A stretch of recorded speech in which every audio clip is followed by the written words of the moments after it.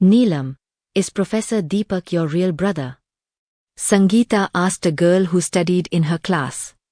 Neelam and Sangeeta, though from different schools, had both taken admission in class 13 at BD Private College in Ramnagar. Yes, Professor Deepak is my real brother. He's unmarried and never wants to get married, Neelam replied instantly. This answer troubled Sangeeta. She had secretly developed feelings for Professor Deepak. Perhaps that was why she began trying to befriend Neelam. In just a few days, they became close friends and even started visiting each other's homes. Professor Deepak had probably never even looked at Sangeeta properly. He loved studying and was also pursuing a PhD in English. Deepak neither talked much nor stepped out of his little world. 3 years passed, and all of Sangeeta's efforts went in vain. Eventually, Sangeeta's family began to worry about her marriage. After all, she was beautiful, lively, and full of charm. Sangeeta told her parents clearly, "I will only marry Professor Deepak. If not him, I'll remain unmarried for life." Being their only daughter, her parents approached Deepak's parents with a marriage proposal. Deepak's parents knew their son didn't want to marry, but they didn't want to reject the proposal either. They were relieved that someone was at least willing to live with their son. They said, "We have no objection, but the girl must convince the boy herself. Only then will it be possible." Sangeeta and Deepak were given a chance to talk. Though unwilling, Deepak agreed to meet. Deepak and Sangeeta sat alone in the drawing room. Breaking the silence, Deepak said, "Sangeeta, you are at least 10 years younger than me. And I have no intention of getting married, so this meeting serves no purpose. It's not about age. There's the same difference between my mom and dad. I just want to know why you don't want to marry," Sangeeta asked frankly. "I can't leave my books. I don't understand worldly matters. I don't want to take on any responsibilities. I'm scared of commitments. Above all, I hesitate to form bonds. I can neither change my habits nor tolerate even light teasing. Call it ego or selfishness, I don't care," Deepak said in one breath. Sangeeta didn't like pleading with anyone. With a touch of anger and authority, she said, "Deepak ji, I've liked you for 3 years. If I say I'll let you live your life as you are, will you still not marry me?" Deepak remained silent. "Fine, then I won't marry anyone either. If I ever do, it will be only you. And if you say no, you'll see my dead face. That's my promise to you," she said, standing up. Deep down, Deepak must have had feelings for Sangeeta. Otherwise, she wouldn't have felt so connected. Being Neelam's friend, Sangeeta had visited often. She wasn't a stranger. Deepak grew nervous and started sweating. Sangeeta left the room crying. Deepak, soft-hearted, felt lost. Just then, his parents entered. His mother asked, surprised, "Son, what did you say to make Sangeeta cry? We never expected this from you." "Mom, what are you saying?" "Dad, I didn't say anything important. She did all the talking," Deepak replied. "What's your decision about the marriage?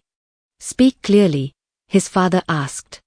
Deepak thought, "If I refuse, Sangeeta might do something drastic and I'll be blamed. If I agree, I'll have to marry her. When she can't adjust, she'll leave." "What are you thinking, Deepak?" his mother asked. "You've found a girl who already knows you well." "Mom, I don't have a relationship with Sangeeta. But in this situation, just do whatever she says," Deepak said, walking out of the room. The wedding was grand. Everyone was happy. Sangeeta got used to Deepak and took on full responsibility for the home and for him. Deepak remained reserved. He opened up only a little, and only to Sangeeta, under pressure. Time passed. Sangeeta gave birth to a son and became busy raising him. Their son, Amit, reached 12th grade. Aware of his father's nature, he was more attached to his mother. Amit became friends with a classmate named Diksha. Her father, a businessman, wanted her married soon. One day, Diksha cried and said, "Amit, my father is looking for suitors. He says he'll get me engaged and marry me off when I turn 19. Did you tell him about us?" Amit asked, surprised. "Yes. I told him last night and said, 'Papa, wait until Amit becomes an engineer.'" "What did he say?" "He said, 5 or 6 years is too long. What if the boy changes his mind? This will only work if Professor Deepak formally comes to ask for her hand. I trust only him. My dad. You know how he is. But don't worry, I'll ask Mom to talk to him," Amit said. Amit told his mother everything. Sangeeta understood and resolved to convince Deepak. But Deepak refused. Still, she kept trying for days. One day, Sangeeta lost her temper. Amit was there too. Her blood pressure rose, and she entered Deepak's room again, saying, "Will you listen to me or not?" When Deepak refused, she burst out, "I've made all the sacrifices. You're just a money-making machine. I adjusted all my life. I've never seen someone as stone-hearted as you. Even for your child, you won't change. Marrying you was a mistake." She said many more hurtful things. Deepak's heart shattered. In her love for her son, Sangeeta forgot her bond with Deepak and expressed such hatred that Deepak left the house and never returned. After a day, Sangeeta realized her mistake, but it was too late. They searched everywhere, filed police reports, contacted media, all in vain. A month later, Sangeeta needed money. At the bank, she found the same amount deposited as Deepak used to give her. She assumed he had found a job elsewhere. She felt unsettled. After 20 years, Deepak left over one argument? She felt humiliated, as if he was just fulfilling a duty by sending money. She began to see him as ungrateful. But if she could care so deeply for her son, didn't Deepak, as a father, have duties too? Reflecting on this, she pulled out her degrees. Her BA and B.Ed were enough for a private school job. The B.Ed, completed after marriage, finally proved useful. The next day, she gave interviews and got a job teaching young children at a good English medium school. Soon, she also began tutoring at home. Sangeeta had always managed the household. Work came naturally. She kept encouraging her son. Rejecting Deepak's monthly support, she opened an account at a different bank. Time passed. Amit got into an engineering program and moved into a hostel. Sangeeta spent 4 years alone, often missing Deepak. She would think, no matter how he was, Deepak was still my husband. I forced this marriage. Maybe that day I said too much. 4 years passed. The day came for Amit's graduation. "Mom, will you come to my degree ceremony?" Amit asked. "Oh, I've never traveled to another city.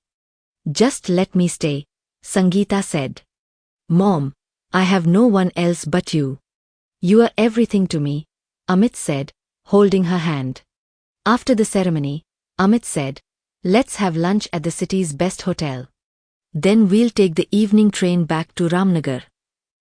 At Urban Hotel, while returning after lunch, Sangeeta heard a voice near the parking area. "Hello, Professor Deepak. How are you? Your new book is incredible. You write so brilliantly."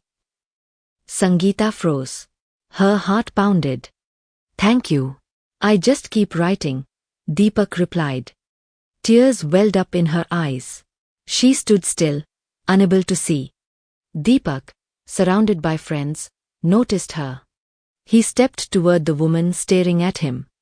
Without a word, he answered her tears with his own. He gently held her hand and kept apologizing. Sangeeta let go of her pride.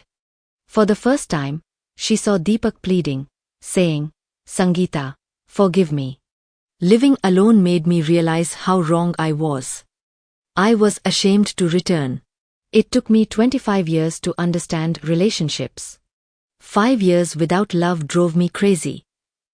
Sangeeta had always loved even the old Deepak. She embraced him, crying. Amit, who had walked ahead, returned and pulled his mother away, saying, "Mom, he gave you so much pain. I won't let you suffer again. I can stand on my own now. Why take his help? Be quiet, he's your father. You may not need him, but I always will. I am your mother, but first, I am his wife," Sangeeta said, tearfully. Just then, Amit's phone rang. It was Diksha. "Diksha, I'll call you later," Amit said. "No, Amit, it'll be too late. Today, after your graduation, my father told me your father had asked for my hand in marriage for you 4 years ago. He said to wait until you graduated. Your father is such a good man," she said and ended the call. Amit stood quietly, moved by his mother's words and Diksha's message. He realized his mistake. He turned around and hugged Deepak tightly, crying, "Papa, I'm sorry. I love you, son. I love your mother. I love you all." Deepak kept repeating. Just then, Deepak's friends came over and said, "Bhabhi ji, Deepak ji always talked about you and the family. And there's more good news, he has just been appointed principal of our college. That's what we were celebrating today." Everyone congratulated Deepak with double joy.